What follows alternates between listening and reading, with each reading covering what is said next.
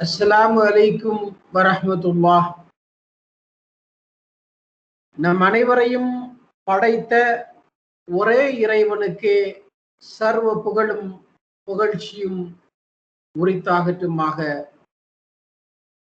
நம் அனைவரின் மீதும் இறைவனின் வற்றாத கருணையும் சாந்தியும் நின்று நிலவட்டுமாக என்ற இறை வாழ்த்து செய்தியை பகிர்ந்து கொண்டவராக, அன்புக்குரிய மாணவர்களே, இன்றைய தீனியாத் வகுப்பில் ஏகத்துவம் என்ற தலைப்பின் கீழ் ஏகத்துவம் என்றால் என்ன, ஏகத்துவத்தை ஏன் இஸ்லாம் வலியுறுத்துகிறது, இணை வைத்தல் என்றால் என்ன, இணை வைத்தல் எந்த அளவிற்கு மிகப்பெரிய பாவம், ஏகத்துவத்தை பின்பற்றுவதனால் நமக்கு என்ன நன்மைகள் கிடைக்கும் போன்ற பல்வேறு சிந்தனைகளை இன்றைய வகுப்பறையில் நாம் சிந்திக்க இருக்கிறோம். அன்புக்குரிய மாணவர்களே, நான் முனைவர் மு அன்வர் சாதிக், உதவி பேராசிரியர், வேதியியல் துறை, ஜமால் முகமது கல்லூரி, திருச்சிராப்பள்ளி. அன்புக்குரிய மாணவர்களே, நாயகம் ஸல்லல்லாஹு அலைஹி வஸல்லம் அவர்கள் சொல்லுவார்கள், இறை நம்பிக்கையாளர்களின் செயல்களை பார்த்து நான் ஆச்சரியப்படுகிறேன். இறை நம்பிக்கையாளருக்கு வெற்றி, மகிழ்ச்சி, ஆனந்தம் ஏற்படும் போது வெற்றியை, மகிழ்ச்சியை, ஆனந்தத்தை இறைவனுக்கு நன்றி செலுத்துவதன் மூலமாக அவர் கடந்து செல்கின்றார். அதே இறை நம்பிக்கையாளருக்கு துன்பம், சோதனை, இழப்பு ஏற்படும் போது துன்பத்தை, சோதனையை, இழப்பை பொறுமையுடன் சகித்துக் கொள்வதன் மூலமாக கடந்து செல்கின்றார். எனவே அவருக்கு முந்தையதும் பிந்தையதும் நன்மை பயக்கக்கூடியதாக இருக்கிறது என்று நாயகம் ஸல்லல்லாஹு அலைஹி வஸல்லம் அவர்கள் சொன்னார்கள். அன்புக்குரிய தம்பிமார்களே, இங்கு கண்மணி நாயகம் ஸல்லல்லாஹு அலைஹி வஸல்லம் அவர்கள் இறை நம்பிக்கையாளர்கள் என்று சொல்வது பெயரளவில், உதட்டளவில் உள்ள இறை நம்பிக்கையாளர்கள் அல்ல. இறை நம்பிக்கையாளர்கள் என்பது தனி மனிதன் இடத்திலே உள்ள செயல்களின் அடிப்படையில் நாயகம் ஸல்லல்லாஹு அலைஹி வஸல்லம் அவர்கள் சொல்லுகிறார்கள். உதாரணத்துக்கு, இப்ப இறைவன் ஒருவன் தான் அப்படின்னு ஏத்துக்கிட்டார், ஏகத்துவத்தை ஏற்றுக்கொண்டார் ஒரு மனிதர். அவருக்கு சோதனை வருது, தலைவலியும் காய்ச்சலும் தனக்கு வந்தா தான் தெரியும்னு சொல்லுவாங்க. சோதனை வருது, அவர் என்ன பண்றோம், எனக்கு மட்டும்தானே இந்த வியாதி வருது, என்ன மட்டும்தானே இறைவன் சோதிக்கிறான், பக்கத்து வீட்டுக்காரன்லாம் நல்லா இருக்கானே, அவன் பண்ற பாவம்லாம் நான் பண்ணிக்கிட்டா இருக்கிறேன், இறைவனுக்கு கண்ணே இல்லையா, இறைவனுக்கு காதே இல்லையா, என்னை பார்க்க மாட்டானா, என்னுடைய பிரார்த்தனையை கேட்க மாட்டானா என்று இறைவனையே நிந்தனை செய்யக்கூடிய மனிதர்களாக நாம் இன்று வாழ்ந்து கொண்டிருக்கிறோம். காரணம் என்ன? இந்த ஏகத்துவத்தை செயல்களில் இறை நம்பிக்கை இல்லாமையின் காரணமாக. அன்புக்குரிய தம்பிமார்களே, அதே மனிதருக்கு வெற்றி, மகிழ்ச்சி ஏற்படும் போது அந்த வெற்றியில், மகிழ்ச்சியில் தன்னைத்தானே அழித்துக் கொள்கிறார். ஒரு உயர் பதவி கிடைக்கிறது, அவருக்கு பொருளாதார வசதி கிடைக்கிறது, ஒரு ஆட்சி அதிகாரம் கிடைக்கும் பொழுது நான் தான் பெரிய ஆள், மற்றவங்க எல்லாம் எனக்கு கீழே தான், என்னை தவிர வேற யாருனாலும் இதை சிறப்பா செய்ய முடியாது என்று ஆணவம், பெருமை, அகம்பாவம் வந்து விடுவதை நாம் இன்று கண்கூடாக பார்க்கிறோம். எதன் காரணமாக? இறை நம்பிக்கை இல்லாமையின் காரணமாக. அன்புக்குரிய சகோதரர்களே, இஸ்லாம் இறை நம்பிக்கையின் மூலமாகத்தான் ஏனைய சமயங்களிலிருந்து வேறுபட்டிருக்கிறது. இந்த இஸ்லாமிய மார்க்கத்தினுடைய ஆணி வேறே ஏகத்துவம் தான். ஏகத்துவம்னா என்ன? இறைவன் ஒருவன் தான் என்று ஏற்றுக்கொள்ளுதல். இறைவன் ஒருவன் தான் என்று வெறும் உதட்டால் மட்டும் ஏற்றுக்கொள்வது அல்ல தம்பிமார்களே. உதட்டால், சிந்தனையால், எண்ணத்தால், செயலால் ஒரு நாளின் 24 மணி நேரமும் நாம் ஏற்றுக்கொண்டு பின்பற்றுவதுதான் இறை நம்பிக்கை. இல்லைன்னா நம்ம இஸ்லாமியனாக இருக்க முடியாது. இறைவன் ஒருவன் தான் என்று அனைத்து வகையான செயல்களிலும் நாம் மெய்ப்பிக்க வேண்டும். அந்த ஒருவன் எப்படிப்பட்டவன் தெரியுமா? உருவமற்றவன். அவன்தான் வணங்குவதற்கு தகுதியானவன். அவனை தவிர வணக்கத்திற்குரியவன் யாரும் கிடையாது. அந்த அல்லாஹ் எப்படிப்பட்டவன் என்றால் தனித்தவன், தேவையற்றவன். அவனுக்கு எந்த தேவையும் கிடையாது. மனிதர்களைப் போல அவனுக்கு பசி கிடையாது. மனிதர்களைப் போல அவனுக்கு இச்சை கிடையாது. மனிதர்களைப் போல கழிவுப் பொருட்களை வெளியேற்ற வேண்டும் என்ற தேவை அவனுக்கு கிடையாது. ஊன், உறக்கம், இச்சை இவை அனைத்தையும் விட்டு நீங்கியவன் இறைவன். அடுத்து, இறைவனுக்கு துணை கிடையாது, மனைவி கிடையாது. இறைவனுக்கு இணை துணை அற்றவன். இறைவனுக்கு தந்தை கிடையாது. இறைவனுக்கு வாரிசுகள், பிள்ளைகள் கிடையாது. ஆதியும் அந்தமும் அற்றவன் அல்லாஹ். இப்படி இறைவனுடைய அத்தனை தன்மைகளையும் ஒரு இஸ்லாமியன் பரிபூரணமாக மெய்ப்பிக்க வேண்டும். தனது சொல்லால், செயலால், சிந்தனையால், நடவடிக்கைகளால் மெய்ப்பிக்க வேண்டும். இல்லை என்றால் அவர் முழுமையான இறை நம்பிக்கையாளராக, ஏகத்துவத்தை ஏற்றுக்கொண்டவராக இருக்க முடியாது. அன்புக்குரிய சகோதரர்களே, இங்க இறைவன் வெறும் படைப்பாளன் கிடையாது. இறைவன் படைத்து, பரிபாலித்து, ரட்சித்து, உணவளித்து, மீட்கக்கூடியவனாக இருக்கிறான். சர்வ வல்லமையும் உடைய ஒருத்தன் தான் இறைவன். அவன் தான் அல்லாஹ். அவனுக்கு இணை கிடையாது. அவனை மட்டும்தான் வணங்க வேண்டும். இது இஸ்லாத்தினுடைய ஆணிவேர். இது இல்லாம ஒரு மனிதர் வேறு எந்த வகையான நன்மையான விஷயங்களை செய்தாலும் அதனால் அவருக்கு எந்த வகையான பிரயோஜனமும் கிடையாது. சிந்திக்க கடமைப்பட்டிருக்கிறோம் சகோதரர்களே. ஏனைய கடமைகள், தொழுகை, நோன்பு, ஜக்காத்து, ஹஜ்ஜு போன்ற கடமைகளை எல்லாம் நாம் சிந்தித்தால், தொழுகை ஒரு நாளில் 5 நேரம் ஒரு குறிப்பிட்ட நேரத்தில் தான் நாம் நிறைவேற்ற வேண்டும். நோன்பு வருடத்தில் 1 மாதம் மட்டும்தான் நிறைவேற்ற வேண்டும். ஜக்காத் ஒரு குறிப்பிட்ட அளவு பொருளாதாரம் இருந்தால் அதிலிருந்து 2.5% ஏழை வரி செலுத்த வேண்டும். அதிலிருந்து நிறைய பேர்த்துக்கு விதிவிலக்கு வழங்குகிறான் இறைவன், பொருளாதாரம் இல்லைன்னா. அதே போல உடல் வலிமையும் பொருளாதார பலமும் இருப்பவர்களுக்கு மட்டும்தான் ஹஜ்ஜு கடமை. அது எல்லாமே ஒரு குறிப்பிட்ட நேரம், ஒரு குறிப்பிட்ட அளவு என்ற இறைவன் நிர்ணயம் செய்திருக்கிறான். ஆனா இந்த இறை நம்பிக்கை மட்டும்தான் ஒரு மனிதனின் 24 மணி நேரமும் கட்டாயம் இருக்க வேண்டியது. 1 மணி நேரம் மட்டும் இறை நம்பிக்கை இல்லை அப்படின்னா அவர் நரகத்திற்கு செல்ல வேண்டிய நிலை ஏற்படும். நம்ம எல்லாருமே இறைவனை ஏற்றுக்கொள்கிறோம். இறைவன் ஒருத்தன் தான் ஏத்துக்கிறோம். இறைவன் உருவமற்றவன் அப்படின்னு ஏத்துக்கிறோம். வணக்கத்திற்குரியவன் இறைவன் தான் என்று நாம் ஏற்றுக்கொள்கிறோம். ஆனா கஷ்டம் வர்றப்ப, யாராவது நமக்கு ஒரு உதவி செய்யறாரு அப்படின்னா நம்ம கலோக்கியில என்ன சொல்றோம்? கடவுள் மாறி வந்து காப்பாத்தினாருங்க, அவர் இல்லைன்னா அன்னைக்கு நான் பிழைச்சிருக்கவே முடியாது அப்படின்னு ஒரு மருத்துவமனையில் நின்று நாம் பேசக்கூடிய காட்சிகளை பார்க்கிறோம். இப்ப இது இணை வைத்தலினுடைய ஒரு கிளை. இணை வைத்தல்னா என்ன? சிற்குனா என்ன? இறைவனுக்கு இணையாக இறைவனால் மட்டும் செய்ய முடிந்ததை மற்றொரு பொருள் அல்லது மற்றொரு மனிதன் செய்வான் என்று நம்புதல் இணை வைத்தலாகும். இறைவனுக்கு இணையாக மற்றொரை வணங்குதல் மட்டும் இணை வைத்தல் கிடையாது சகோதரர்களே. இறைவனுக்கு இணையாக நான் இப்ப கலோக்கியலா சொன்னேன் இல்லையா, இவர் கடவுள் மாறி வந்து காப்பாத்தினாரு, இவர் இல்லாட்டி என் வாழ்க்கை முடிஞ்சிருக்கும் நம்ம சொல்றோம் இல்ல, அதுவும் இணை வைத்தல் தான். நாம் அதில் மிகவும் கவனமாக இருக்க வேண்டும். இந்த உலகமும் உலகத்தில் உள்ள வஸ்துக்களும் எனக்கு உதவி செய்தாலும் இறைவனுடைய விருப்பம் இல்லாமல், இறைவனுடைய ஒப்புதல் இல்லாமல் அவர்களால் நன்மை செய்ய முடியாது. அதே போல அவர்களால் தீமை செய்ய முடியாது என்று நாம் பரிபூர்ணமாக நம்ப வேண்டும். இது இல்லைன்னா இறை நம்பிக்கை இல்லை. அல்லாஹ் சொல்றான், ஒரு மனிதன் செய்யக்கூடிய அனைத்து வகையான பாவங்களையும் நான் விரும்பினால் மன்னிக்கிறேன், எதை தவிர இணை வைத்தலை தவிர. அப்ப இஸ்லாமிய மார்க்கத்தில் இணை வைத்தல் என்பது மன்னிக்க முடியாத குற்றம். அன்புக்குரிய சகோதரர்களே, இந்த இஸ்லாமிய மார்க்கத்தை யார் தோற்றுவித்தார்? அல்லாஹ் தான் தோற்றுவித்தான். யாருக்கு கொடுத்தான்?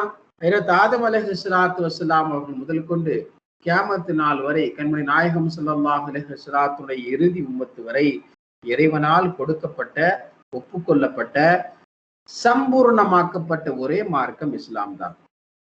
அப்ப இந்த மார்க்கத்துடைய அடிப்படை என்ன? தௌஹீத், ஏகத்துவம். இறைவன் ஒருவன் தான், அவன்தான் வணக்கத்திற்குரியவன், அவனுடைய விருப்பப்படிதான் அனைத்தும் நடத்தப்படுகிறது. மனிதனை படைத்ததனுடைய நோக்கமே மனிதனை என்னது? இறைவன் தன்னை வணங்க வேண்டும் என்பதற்காகத்தான் இறைவன் மனிதனை படைத்திருக்கிறான்.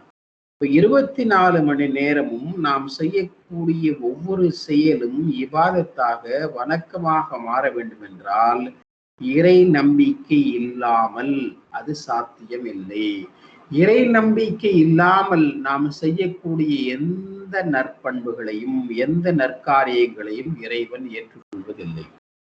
இதை நம்ம கவனமாக இருக்கணும். அப்ப இஸ்லாத்துல மன்னிக்க முடியாத மிகப்பெரிய குற்றம் என்ன அப்படின்னா இணை வைத்தல். மீதியே பாவங்களை எல்லாம் அல்லாஹ் நாடுனா நாடியவர்களுக்கு மன்னிப்பதாக சொல்லுகிறான்.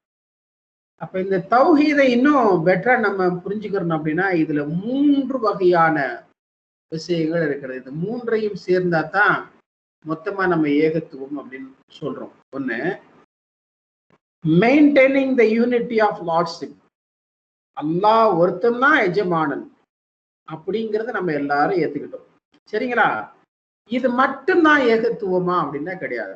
அல்லாஹ் ஒருத்தன் தான் ஏத்துட்டு அடுத்தது அந்த அல்லாஹுடைய தன்மைகள் இருக்கிறதுல, அல்லாஹுடைய தன்மைகள் என்ன? அல்லாஹ் படைப்பாளர். அடுத்தது படைத்து, பரிபாலித்து, ரட்சித்து, உணவளித்து, மீட்கக்கூடியவனாக இருக்கிறான். வெறும் படைப்பாளன் கிடையாது. இன்னைக்கு நம்ம உலகத்துல நிறைய படைப்பாளர்களை பார்க்கலாம். இப்ப நம்ம எல்லாருமே கல்லூரி மாணவர்கள், நம்ம எல்லாத்துக்குமே செல்போன் மேல ஆசை. புது புது மாடல் செல்போன்லாம் வாங்குறோம். அப்ப இந்த செல்போனை உற்பத்தி பண்ணக்கூடிய அந்த நிறுவனம், அவன் தான் படைப்பாளி. அவனுக்கு தெரியும் செல்போன்ல உள்ள சென்சிட்டிவ் பார்ட்ஸ்லாம் என்ன, லைஃப் டைம் என்ன, இதை எப்படி யூஸ் பண்ணணும், ஒரு நாளைக்கு எவ்வளவு நேரம் சார்ஜ் பண்ணணும், அதோடைய பேட்டரியுடைய லைஃப் டைம் என்ன, எல்லாம் அவனுக்கு தெரியும். அவனுக்கு மட்டும்தான் தெரியும். ஏன்னா அவன் தான் படைப்பாளி. நம்ம செல்போனை கடையில காசு கொடுத்து வாங்கும் பொழுது அதோட ஒரு கேட்லாக் அப்படின்னு ஒரு 250-300 பக்கத்துக்கு ஒரு புத்தகம் கொடுப்பாங்க. செல்போனை வாங்குற யாருமே அந்த புத்தகத்தை படிப்பதே இல்லை. அப்படியே படிச்சாலும் அதுல போட்டிருக்கதை ஃபாலோ பண்றதே இல்லை. அப்ப என்ன சார் அங்க அர்த்தம்? காசு கொடுத்து வாங்கின உடனே படைப்பாளியினுடைய ஆற்றல் என்ன செய்து விடுகிறது? அழிந்து போய் விடுகிறது. தான் படைத்த ஒரு பொருளின் மீது தொடர்ந்து ஆதிக்கம் செலுத்தக்கூடிய வாய்ப்பு அந்த படைப்பாளியிடமிருந்து பறிக்கப்படுகிறது. இப்ப படைப்பாளின் மட்டுமா அல்லாஹ் கிடையாது, படைத்து, பரிபாலித்து, ரட்சித்து, உணவளித்து மீட்கக்கூடியவர். இங்க நான் ஒரு தன்மையை சொல்லுகிறேன். அல்லாஹ் சொல்றான், உலகத்தில் உள்ள அனைத்து ஜீவராசிகளுக்கு நான் உணவளிக்கிறேன். இது நம்ம நம்பணும். எதனால? சொல்லால், செயலால், சிந்தனையால் அனைத்து வகையிலும் ஒரு தனி மனிதன், ஒரு இஸ்லாமியன் நம்ப வேண்டும். நீங்க புரிஞ்சுக்கிறதுக்காக ஒரு உதாரணம். நம்ம எல்லாருமே நேஷனல் ஜியோகிராபிக் சேனல் பார்த்திருப்போம். யானை, காட்டிலேயே மிக அதிக எடை உடைய ஒரு பரந்த உடல் அமைப்பை கொண்ட யானை தண்ணீர் அருந்துவதற்காக ஓடையில் தனது துதிக்கையை விடும். வந்திருக்கிறது யானைன்னு தெரியாம முதலை யானையின் துதிக்கையை கவ்வி பற்றும். வலி வேதனை தாங்க முடியாம யானை முதலையை அப்படியே தூக்கிக்கிட்டு ஓடும். ஓடி போய் ஏதாவது கல்லை தேடி அந்த கல்லுல வச்சு முதலைய அடிக்கும். வலி தாங்க முடியாம முதலை தனது பல்லு இடுக்குகளிலிருந்து யானையின் துதிக்கையை விடும். முதலைக்கும் பெருசா ஒண்ணும் ஆகாது, யானைக்கும் பெருசா ஒண்ணும் ஆகாது. ஆனா யானை முதலையின் வாயிலிருந்து தனது துதிக்கையை எடுப்பதற்கு ஒரு பெரிய போராட்டம் நடத்தியாக வேண்டும். அதுக்குள்ள அந்த பகுதியை முதலை ரணகலமாக்கி வைத்து விடும். அப்ப யானையே தண்ணீருக்குள் இருக்கும் பொழுது முதலை ஒரு கை பார்த்து விடும். அந்த அளவுக்கு வலிமை வாய்ந்தது முதலை. மாமிசமாக, இறைச்சியாக உண்டு உண்டு பல் இடுக்குகளில் மாமிசம் சிக்கி முதலையின் எகிரிகள் எல்லாம் வீங்கி போய் வழி தாங்க முடியாமல் தண்ணீருக்குள் இருந்து நீர்ப்பரப்பிற்கு வந்து தனது வாயை பிளந்து படுத்திருக்கும். எங்குதான் இருந்து வருமோ ஒரு சிறிய பறவை வரும். அந்த கொடிய முதலையின் பல் இடுக்குகளில் சிக்கியுள்ள மாமிசத்தை உணவாக கொத்தி தின்னும். அந்த முதலைக்கு சுகமா இருக்கும். ஏன்னா அது பிரஷ் பண்ற மாதிரி கிளீன் பண்ணிக்கிட்டு இருக்கு. அப்ப ஒரு உயிரினத்திற்கு கொடிய முதலையின் பல் இடுக்குகளிலிருந்து அல்லாஹ் உணவு கொடுக்கிறான். இது நம்பிக்கையாளர்களுக்கு மட்டும்தான் மிகப்பெரிய பாடமாக இருக்கும். இப்போ உணவு தரக்கூடிய பாக்கியம், பொறுப்பு யாருடையது என்றால் அல்லாஹுடையது. இன்னைக்கு நம்ம கலோக்கியெல்லாம் சொல்றோம்ல, நான் எங்க அப்பாவுக்கு சாப்பாடு போடுறேன், எங்க அம்மாவுக்கு சாப்பாடு போடுறேன், என் தங்கச்சியை பாக்குறேன், அக்காவை பாக்குறேன், பணமெல்லாம் செலவாகுதுன்னு இன்னைக்கு மனிதன் புலம்பிக் கொண்டிருக்கிறான். யாரு செலவழிக்கிறா? யாரு பொருளாதாரம் கொடுக்குறா? யாரு உணவு கொடுக்குறா? அல்லாஹ் கொடுக்கிறான். அன்புக்குரிய சகோதரர்களே, எனக்கான சம்பாத்தியம் இருக்கிறதே, இறைவன் என்னை பலப்படுத்தி இருக்கிறான். ஏன்னு தெரியுமா? என்னில் பலவீனர்களை கொண்டுதான் அல்லாஹ் என்னை பலப்படுத்தி இருக்கிறான். எனக்கு கிடைத்த வேலை, எனக்கு தரப்பட்டிருக்கக்கூடிய ஊதியம் எதற்காக என்றால், இறைவன் எனக்கு பின்னால் உள்ள மனிதர்களை நேசிக்கிறான், அதற்காகவே என்னை அல்லாஹ் உயர்த்திருக்கிறான் என்பதை ஒரு இறை நம்பிக்கையாளரினால்தான் என்ன செஞ்சுக்கிற முடியும், புரிந்து கொள்ள முடியும். சரி, அப்ப அல்லாஹ்வுடைய தன்மைகள் அனைத்தையும் நம்ம என்ன செய்யணும்? உறுதிப்படுத்த வேண்டும், நம்ப வேண்டும், மொழிய வேண்டும், பின்பற்ற வேண்டும். இப்ப கலோக்கியெல்லாம் நம்ம இன்னைக்கு பேசுறோம்ல, சார் நீங்க கடவுள் மாதிரி அப்படின்னு மனிதர்களை பார்த்து இன்னைக்கு நம்ம சொல்றோமா இல்லையா? காரணம் என்ன? இறை நம்பிக்கை பரிபூர்ணத்துவம் இல்லாமையின் காரணமாகத்தான் சொல்றோம். அப்படி சொல்லிட்டோம்னா நம்ம ஏகத்துவத்தில் இல்லை. அடுத்தது மூணாவது, வணக்கம் என்பது, வழிபாடு என்பது இறைவனுக்கு மட்டுமே சொந்தமானது. வேற எந்த மனிதரையோ எந்த வஸ்துவையோ நான் வணங்க மாட்டேன், வழிபாடு செய்ய மாட்டேன். இதுவும் ஏகத்துவத்தினுடைய மிக முக்கியமான கிளை. அப்ப இது மூணும் சேர்ந்ததுதான் ஏகத்துவம். இறைவன் ஒருத்தன் தான், அந்த ஒருத்தனுக்கு மட்டும்தான் சகல ஆட்சி, அதிகாரம், அந்தஸ்து, வணக்கம், வழிபாடு அனைத்தும் உண்டு. அவன் எப்படிப்பட்டவன் தெரியுமா? படைப்பாளன். அடுத்தது பரிபாலிக்க கூடியவன், உணவளிக்க கூடியவன். அடுத்தது இறந்து போனதற்கு பின்னால் எழுப்பி என்னை மீட்கக்கூடியவன் அல்லாஹ் என்று நாம் நம்ப வேண்டும். அல்லாஹுடைய தன்மைகள் அனைத்தையும் நம்ம என்ன செஞ்சாகணும்? நம்பணும். இல்லைன்னா நம்ம இஸ்லாமியனாக இருக்க முடியாது. அன்புக்குரிய தம்பிமார்களே, இந்த ஏகத்துவத்தை ஏற்றுக்கொள்வதன் மூலமாக எனக்கு என்ன சார் பலன் கிடைக்கும் அப்படின்னு பார்த்தோம்னா, முதல் பலன் அனைத்து வகையான விடுதலையும் கிடைக்கும். உலக விடுதலையில் ஆரம்பித்து நரக நெருப்பிலிருந்து விடுதலை கிடைக்கும். என்ன சொல்றான்? இந்த மனிதனை தன்னை வணங்குவதற்காக படைத்திருப்பதாக அல்லாஹ் சொல்லுகிறான். இந்த மனிதன் ஒவ்வொரு நாளும் தான் ஈடுபடும் ஒவ்வொரு செயலின் அசைவின் மூலமும் இறைவனை துதிக்கிறானா, இறை அச்சத்தோடு நடந்து கொள்கிறானா என்பதை அல்லாஹ் பதிவு செய்கிறான், கண்காணிக்கிறான். நாம் ஒவ்வொருவரும் கண்காணிக்கப்பட்டு கொண்டிருக்கிறோம். ஒவ்வொரு தனி மனிதனுடைய நோக்கம் என்னவாக இருக்கிறது என்றால், நான் நரக நெருப்பிலிருந்து விடுதலை பெற வேண்டும். இந்த நரக நெருப்பிலிருந்து விடுதலை பெறுவது உச்சபட்சம். உலகத்திலே உள்ள ஒவ்வொரு துன்பம், அசௌகரியங்கள் ஆரம்பித்து நரக நெருப்பின் விடுதலை வரை யாருக்கு இந்த ஓர் இறை கொள்கை, அதாவது இந்த ஓர் இறை கொள்கை, அந்த ஏகத்துவம் இருக்கிறதோ அவருக்கு கிடைக்கும். ஏனென்றால் அல்லாஹ் தனக்கு இணையாக இணை வைத்தலை என்ன செய்யல, மன்னிக்கல. அப்ப இணை வைப்பவர்களுக்கு அல்லாஹ் என்ன தரல? நரக நெருப்பிலிருந்து விடுதலை தெரியல. உங்க எல்லாத்துக்கும் தெரியும், நாயகம் ஸல்லல்லாஹு அலைஹி வஸல்லம் அவர்களை வளர்க்கக்கூடிய பெரும் பாக்கியத்தை அபூ தாலிப் அவர்களுக்கு தந்திருந்தான். அபூ தாலிப் சாதாரண மனிதர் அல்ல. ஹதீஸ்களுக்கு விளக்கம் எழுதக்கூடிய முஃபஸ்ஸிரீன்கள் சொல்லித் தருகிறார்கள், நாயகம் ஸல்லல்லாஹு அலைஹி வஸல்லம் அவர்கள் அபூ தாலிப் அவர்களுடைய பராமரிப்பில் இருந்ததின் காரணமாகத்தான் எதிரிகள் எல்லாம் நாயகத்தை நெருங்குவதற்கு அஞ்சினார்கள். அந்த அளவுக்கு அரேபிய தேசத்திலே செல்வத்திலும் செல்வாக்கிலும் பிரசித்தி பெற்ற தலைவராக அபூ தாலிப் அவர்கள் இருந்தாங்க.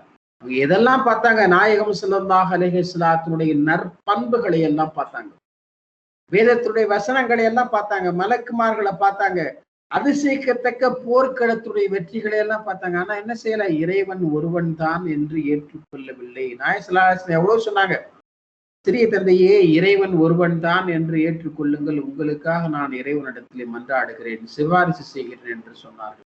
ஆனா என்ன செய்யல, இறைவனை ஏற்றுக்கொள்ளவில்லை. அப்ப அல்லாஹ் அவங்களுக்கு நாடல, யாரை நாடி இருக்கிறானோ அவர்களுக்கு தான் அல்லாஹ் இறைவன் ஒருவன் தான் என்று ஏற்றுக்கொள்ளக்கூடிய அந்த வாய்ப்பை நல்குகிறான். அப்ப நமக்கெல்லாம் அந்த வாய்ப்பை அல்லாஹ் தந்திருப்பது மிகப்பெரிய பாக்கியம்.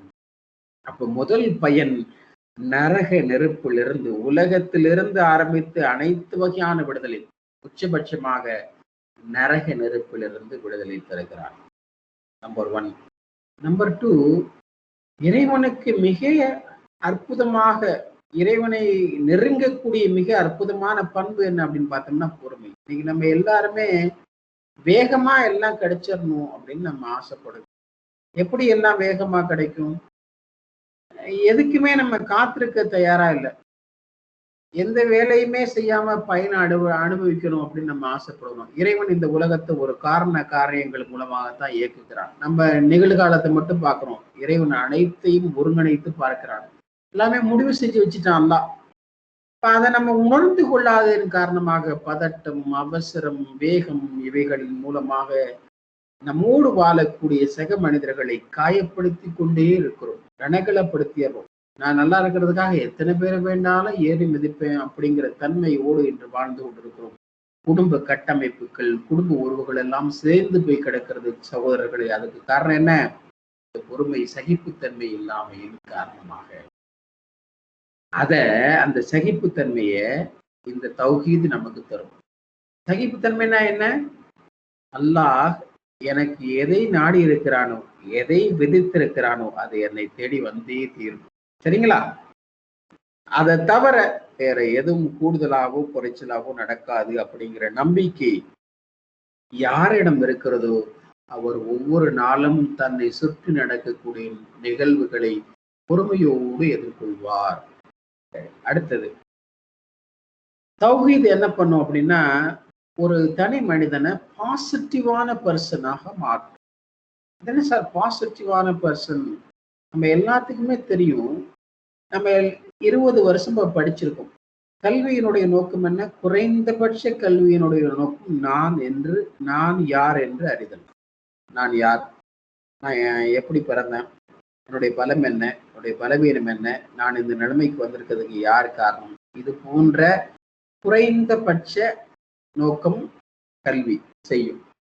கல்வியினுடைய உயர்ந்தபட்ச நோக்கம் என்ன அப்படின்னா, கற்றதனால் ஆய பயன் என்கொள் வாளறிவன் நற்றார் தொழார் என்ற திருக்குறள் பேசும்.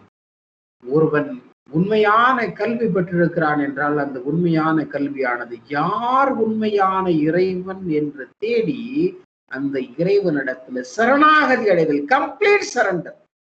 அதான் ஏகத்துவம், முழுமையாக அர்ப்பணித்தல். அது இங்கே ஹஜ்ரத் இப்ராஹிம் அலைஹிஸ்ஸலாத்து வஸ்ஸலாத்தை சொல்லலாம். எல்லாம் சொன்னா, நான் இப்ராஹிம் அலைஹிஸ்ஸலாத்து வஸ்ஸலாத்தை எனது நண்பனாக தேர்ந்தெடுத்துக் கொண்டேன் அப்படின்னு மலக்குமார்கள்ட்ட அல்லாஹ் சொன்னான் பெருமையாக. மலக்குமார்கள்லாம் சொன்னாங்க, அவர் மகிழ்ச்சியா இருக்கிறார், சந்தோஷமா இருக்கிறார், அதனால்தான் உன்னை துதிப்பாடிக்கிட்டே இருக்கிறாரு. ஒரு சோதனை, ஒரு கஷ்டம் வந்துட்டா அவர் உன்னை மறந்துடுவார் அப்படின்னு மலக்குமார்கள் சொன்னாங்க. அப்படியா சொல்ற?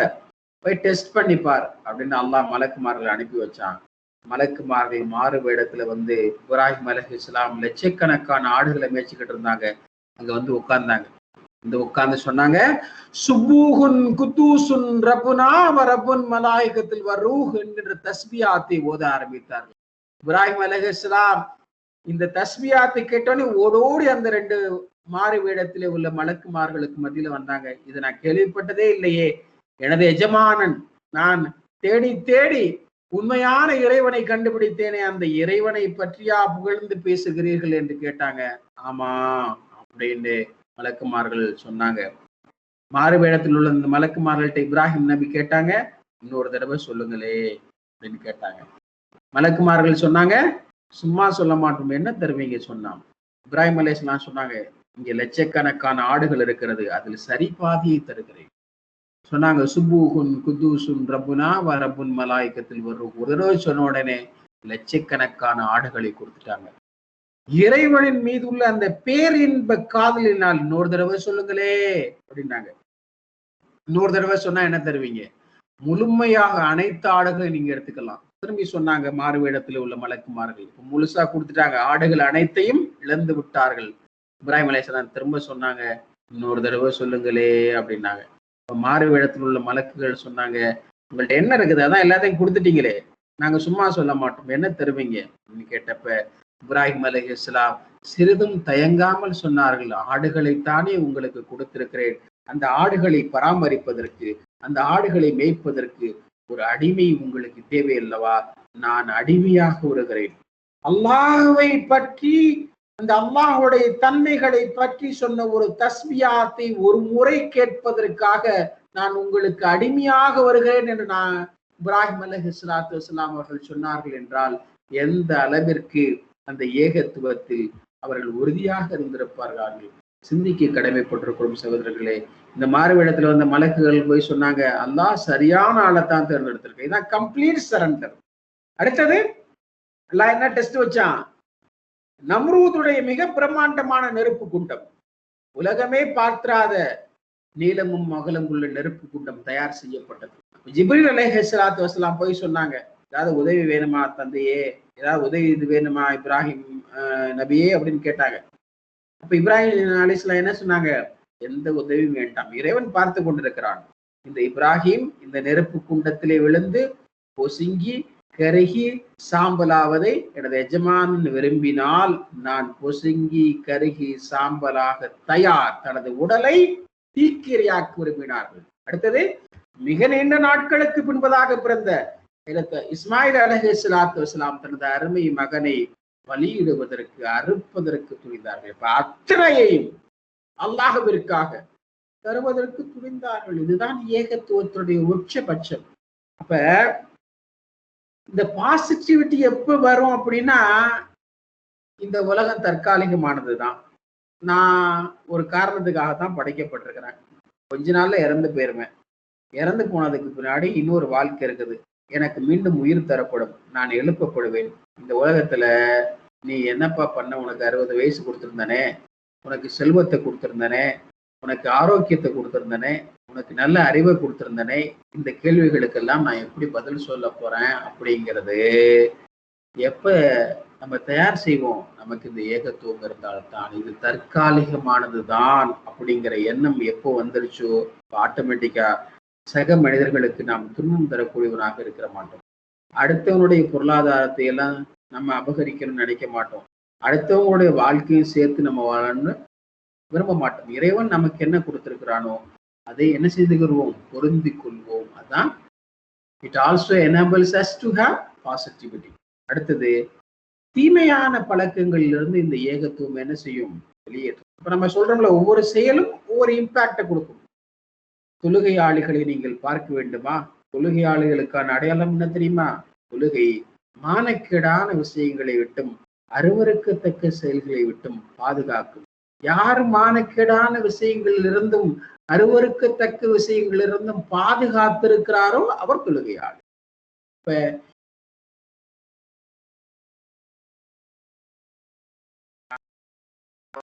பாவங்கள் செய்வதை குறைத்திருப்பார், நன்மைகள் செய்வதை அதிகமாகி இருப்பார். தௌஹீதுடைய இம்பாக்ட். அடுத்தது மிக சுபிட்சமான வாழ்க்கை அவர் வாழ்வார். அவருக்கு என்ன தரப்பட்டிருக்கிறதோ அதை வைத்து நிம்மதியாக வாழ்வார். நாயகம் ஸல்லல்லாஹு அலைஹி வஸல்லம் சொன்னாங்க, இந்த ஆதமுடைய மகனுக்கு 2 பொற்குவியல்களை கொடுத்தாலும் போதும்னு நினைக்க மாட்டான். ஐயோ, 3ஆவதா ஒரு பொற்குவியல் இருந்தா நல்லா இருக்குமே அப்படின்னு நினைக்கக்கூடிய ஆன்மா ஆதமுடைய மனிதனுக்கு. எங்க இந்த இறை நம்பிக்கை, இந்த ஏகத்துவத்தினுடைய அந்த டேஸ்ட் இருக்குதோ, அவர் இது அனைத்தும் தற்காலிகமானது. உலக வாழ்க்கை என்பது என்னது? அழியக்கூடியது, நிரந்தரமானது கிடையாது. நாம் தேர்வு எழுதுவதற்காக வந்திருக்கிறோம். இந்த காலத்தை சிறப்பாக பயன்படுத்த வேண்டும் என்பதை யாரு புரிஞ்சிருப்பா அப்படின்னா, இந்த ஏகத்துவத்தில் பரிபூரணத்துவம் பட்டவர் தான் புரிஞ்சிருப்பார். அன்புக்குரிய சகோதரர்களே, குழந்தைகள், செல்வம், வேலை அனைத்துமே சோதனை தான். நம்ம நினைக்கிறோம் இந்த செல்வம் நமக்கு பயன்படும். செல்வத்தை இறைவன் சோதனையாக மாற்றி விடுவார். குழந்தைகளை இன்னைக்கு எத்தனையோ வீடுகள்ல குழந்தைகளால பெற்றோர்கள் நிம்மதி இல்லாம இருக்கிறது நம்ம பார்க்கிறோம்.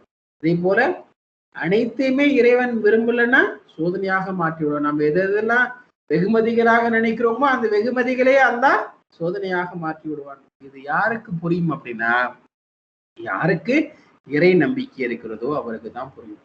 அப்ப இந்த ஏகத்துவத்தின் மூலமாக எண்ணற்ற பயன்கள் கிடைக்கும். நான் ஒரு 5 பயன்களை நேரத்தின் அருமை கருதி சொல்லியிருக்கிறேன். இன்னைக்கு வகுப்பறையில் நம்ம என்னென்ன பார்த்துருக்கோம்னா, இறை நம்பிக்கைனா என்ன, ஏகத்துவம்னா என்ன. ஏகத்துவம்னா ஒரே ஒரு இறைவன் தான், அந்த ஒரு இறைவன் தான் வணக்கத்திற்குரியவன், அந்த ஒரு இறைவன் தான் எஜமானன், அவனுடைய விருப்பப்படிதான் அனைத்தும் நடக்கிறது அப்படிங்கிறத ஏற்றுக்கொள்வது.